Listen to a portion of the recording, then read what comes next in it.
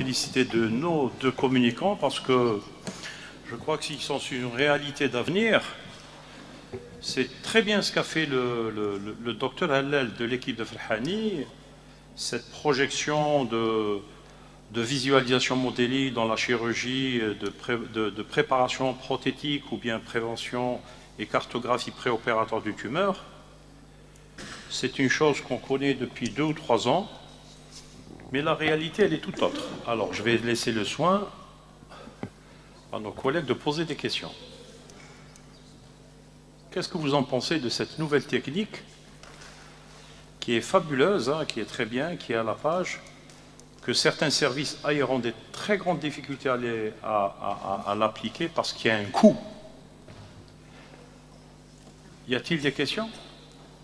Autrement, moi je vais poser la première question à notre ami Hallel. Merci. Hein. Alors, est-ce que c'est réalisable chez nous? Combien revient? À combien revient une tridimension pareille? Est-ce que dans notre contexte économique de santé, peut-on réaliser cette fabuleuse projection d'avenir qui a un intérêt capital dans la préparation et les programmes préopératoires de chirurgie prothétique et tumorale?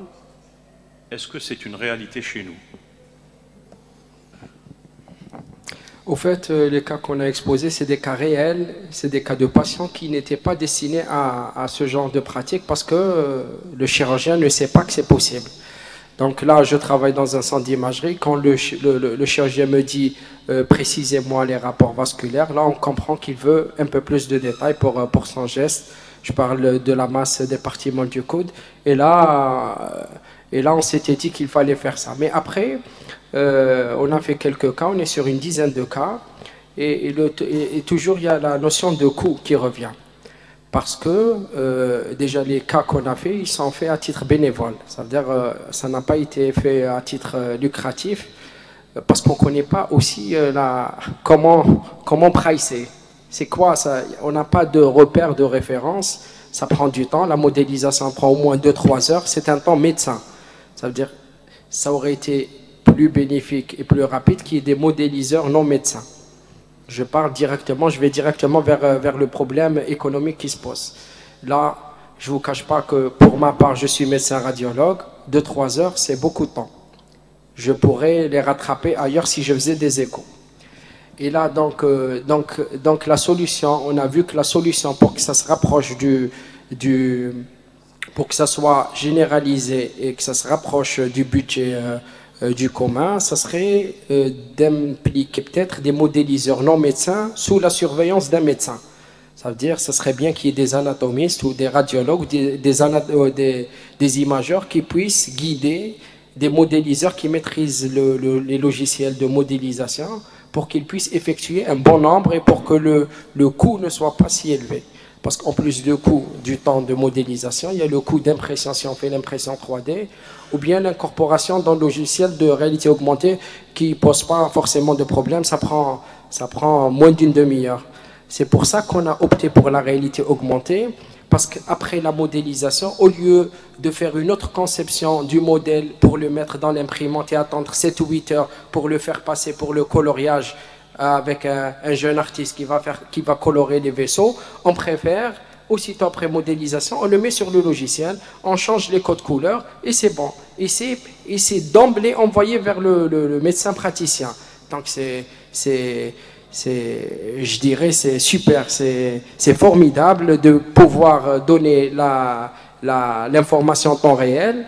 Aussi, on peut faire un système de calque, ça veut dire l'utilisateur il peut enlever toute superposition, ça veut dire il a des boutons, il clique sur foie, il enlève le foie, il voit que le contenu, enlever toute superposition, tourner autour du modèle.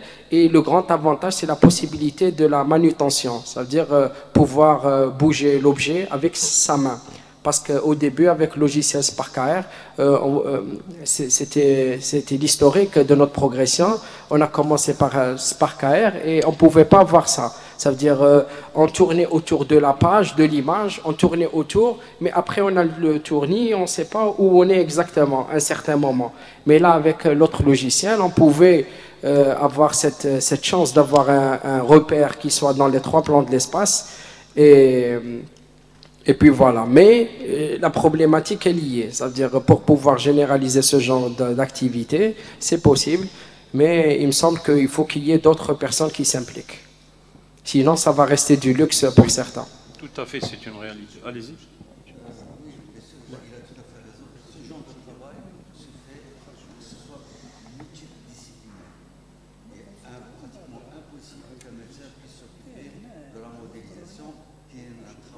Utilisez le micro, s'il vous plaît. Voilà. Je dis que dans ce genre de travail, il est obligé que ce soit un travail multidisciplinaire.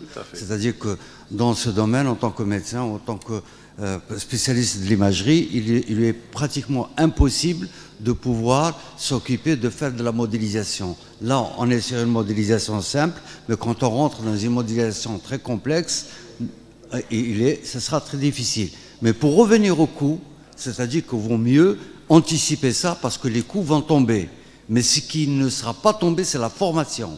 C'est-à-dire que si les gens ne sont pas dès aujourd'hui sur ce domaine, plus tard, ce sera beaucoup plus compliqué. Entre les deux intervenants, le deuxième et le troisième, attends, j'ai oublié, excusez-moi, voilà. Il y a déjà une facilité extraordinaire. C'est-à-dire au lieu de passer par la modélisation, on passe d'abord par le scan.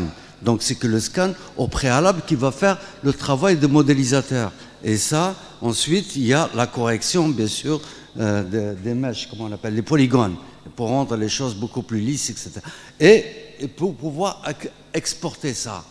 Maintenant, on va rentrer dans quelque chose, quand il s'agit dans un travail très simple, pas très compliqué, il y a maintenant une autre technologie qui est en train de rentrer dans les mobiles, un simple téléphone.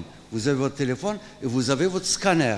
Donc, il va vous scanner des éléments, par exemple votre main, si ce n'est pas quelque chose de très complexe, il peut le scanner en 3D et vous pouvez instantanément l'envoyer. Et si on a, pour le moment, on n'est pas avec un téléphone, on ne peut pas aller sur les filaments ni sur les nerfs, mais un modélisateur à côté, il aurait gagné beaucoup de temps pour mettre les éléments sur l'élément 3D.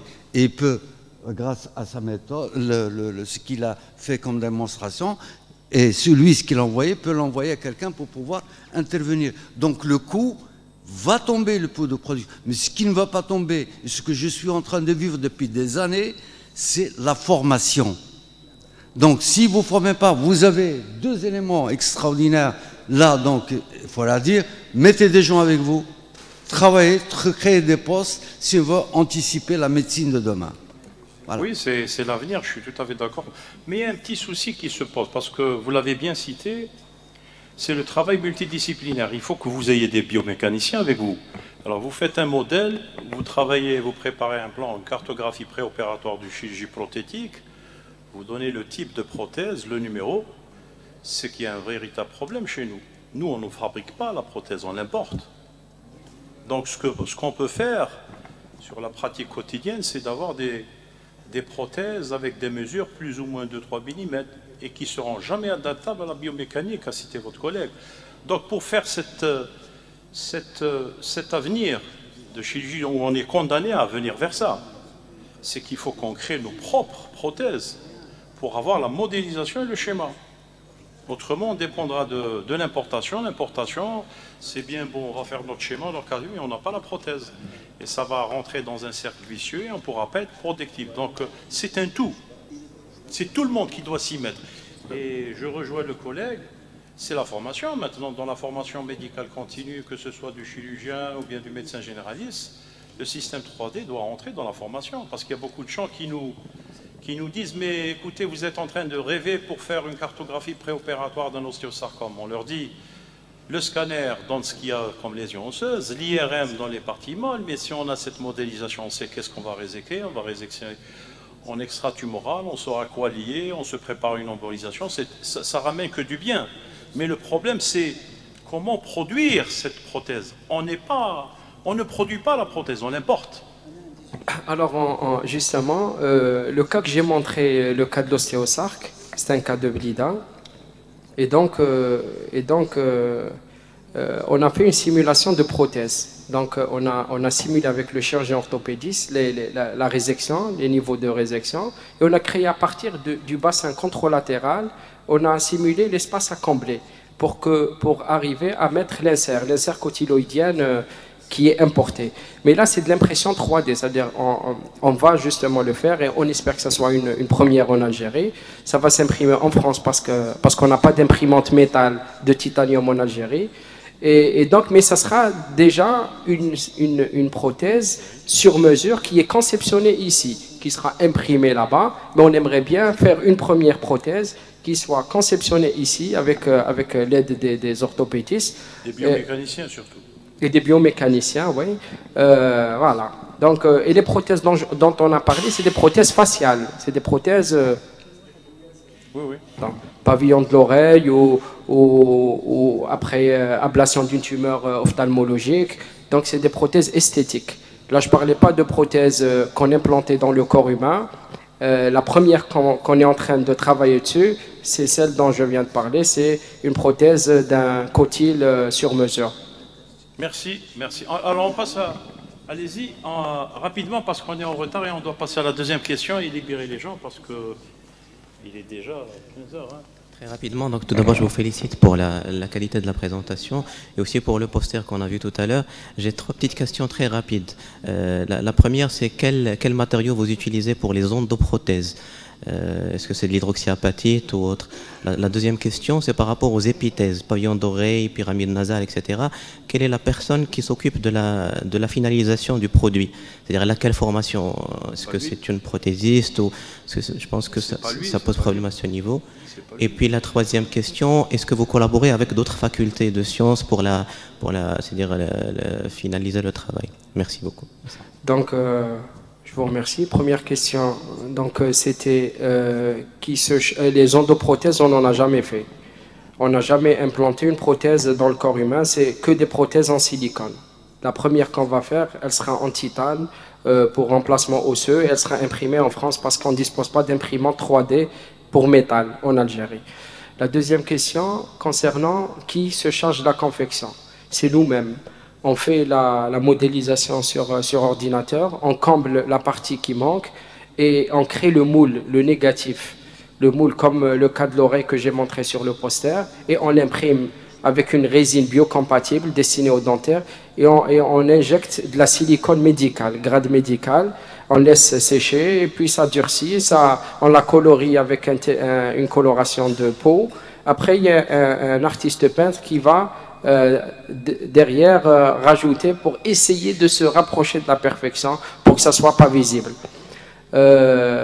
Troisième question concernant les facultés, on ne travaille pas avec une faculté ou une université, on travaille en libéral et puis voilà. Pour le moment, on ne sait pas comment développer la chose, hein, pour être sincère. On est en train de faire des cas, on est en train de multiplier des cas, mais c'est des cas qu'on fait à titre bénévole. On est en train de voir à quel point on peut y aller, on n'a jamais fait de promotion. Les quelques médecins qui nous envoient le savent discrètement.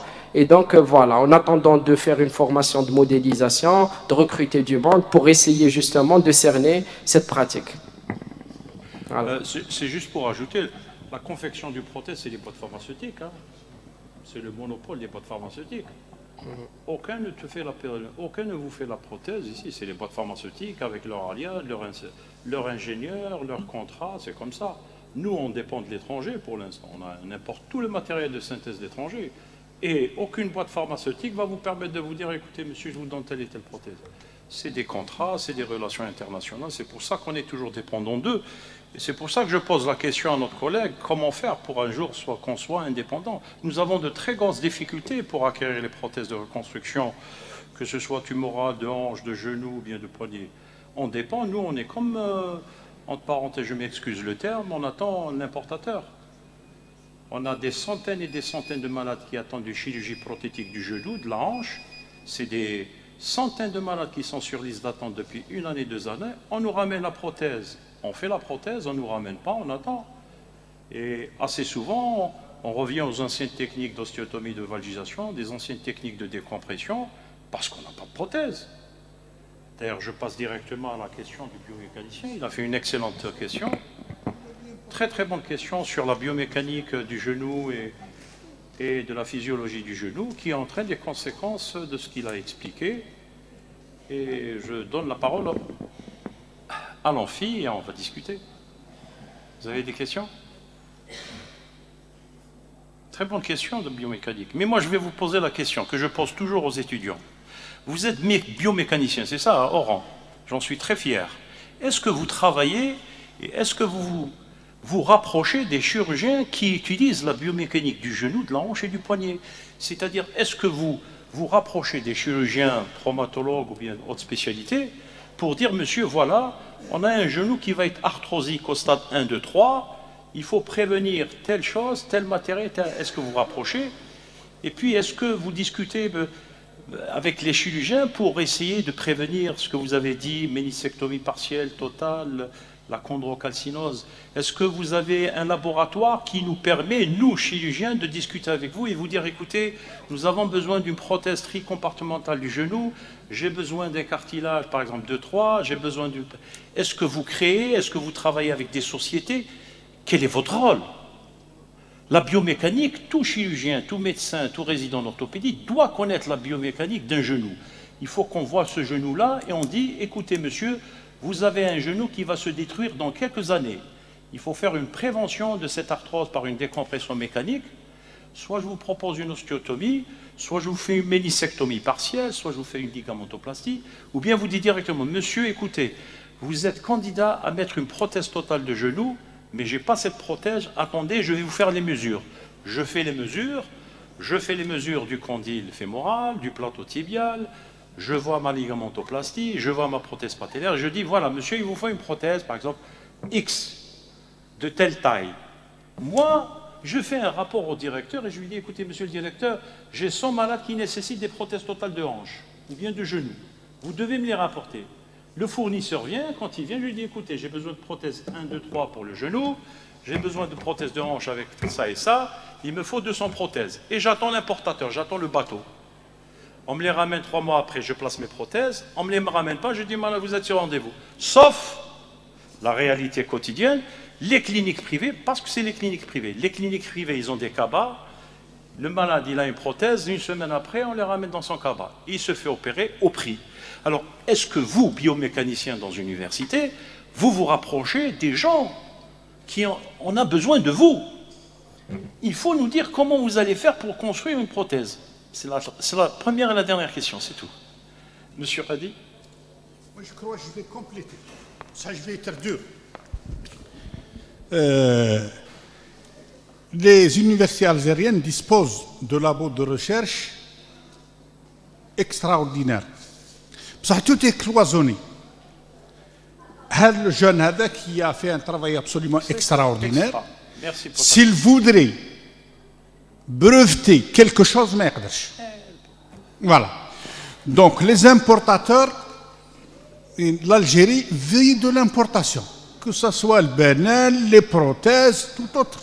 Et ceux qui importent, c'est ceux qui sont en train d'être dénoncés par le Hirak. Donc, il faudrait que maintenant l'université algérienne se dise une fois pour toutes. J'ai visité une petite unité de fabrication des prothèses avec Ben Azouz. Lorsqu'on a vu, c'est peut-être une chambre de chambres de 20 mètres carrés ou avec des gens où ils nous vendent des prothèses d'hanches. Donc, maintenant, il est temps qu'on se mette au boulot. Il est temps que les gens travaillent ensemble, que les chirurgiens travaillent avec les biomécaniciens, que les chirurgiens travaillent avec tout le monde, c'est-à-dire là où on peut avancer en chirurgie, ou là, en médecine, ou là, en radiologie, ou là, il faut qu'on y va. Sinon, on va encore dépendre du CABA. On va encore avoir des prothèses qui se mettent à 120 millions, 99 millions, etc. C'est une insulte pour la médecine. Nous avons des gens très, très, très compétitifs. J'ai organisé, lorsque j'étais recteur à l'université de Annaba, un congrès international sur les nanomatériaux. Nous avons eu 50 50 entre Américains, Algériens qui travaillent aux États-Unis. Des Algériens des États-Unis sont disposés à recevoir nos enfants à titre gracieux, les meilleurs, on les prend en charge, on leur donne des bourses, on les forme, etc. Donc, j'espère que le Hirak, Inch'Allah, va aboutir à quelque chose. Ça permettra peut-être à l'élite intellectuelle d'abord d'exploser et peut-être même régler le problème de prothèses et d'autres choses. Vous avez un mot à dire. Avec qui vous travaillez? Vous êtes des biomécaniciens d'université. L'université, avec? Non, mais est-ce que vos travaux, vos conclusions, vous faites un travail formidable. Vous nous faites de la prévention. Vous nous dites, écoutez, docteur, ce genou-là va se détruire. Moi, j'ai besoin de savoir qu'est-ce que je dois faire. Si vous me dites, ce genou va se détruire, je vous dis, ok, on va le proposer. Qu'est-ce que vous me proposez comme prothèse? C'est à vous, les biomécaniciens, de me construire. Alors, est-ce que vous vous rapprochez de vos chirurgiens? Ou là, vous êtes dans le labo, c'est tout?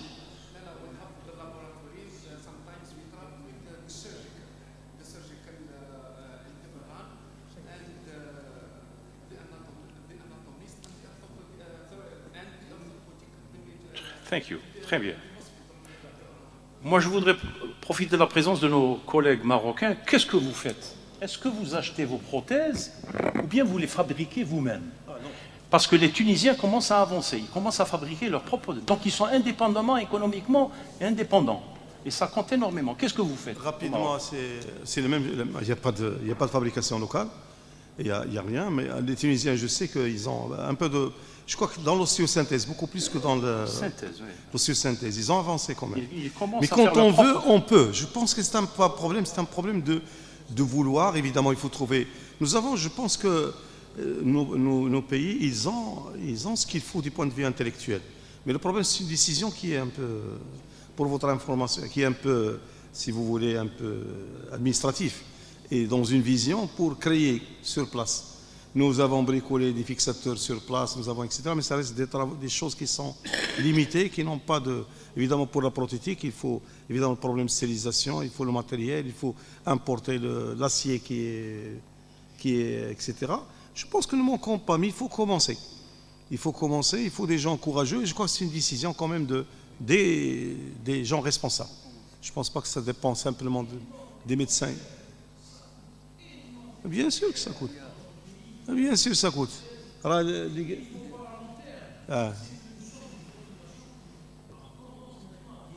Oh, bien sûr.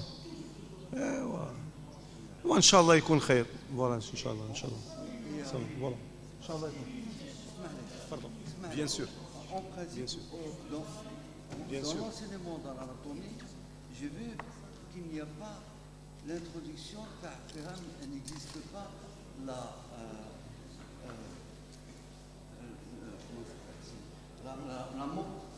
morphométrie.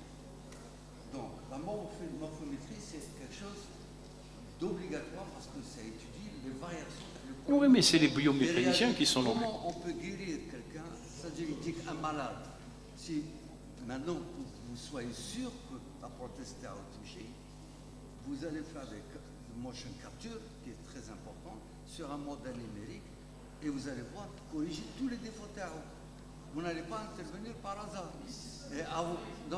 Et avec ça, donc le biomécanicien va intervenir, celui qui fait la mécanique de l'élasticité des muscles va intervenir, le physicien va intervenir, et c'est comme ça. C'est comme ça, mais oui. Des soins de précision, de qualité. Oui, mais c'est comme ça. Merci. Merci, c'était très intéressant, très instructif. Les deux dernières communications, bravo aux communicants, bravo. C'est l'avenir pour nos jeunes. Et puis, bon, on arrête, je crois que c'est la pause déjeuner très en retard. Et on se revoit à la troisième séance, pardon. Voilà, merci. Allez.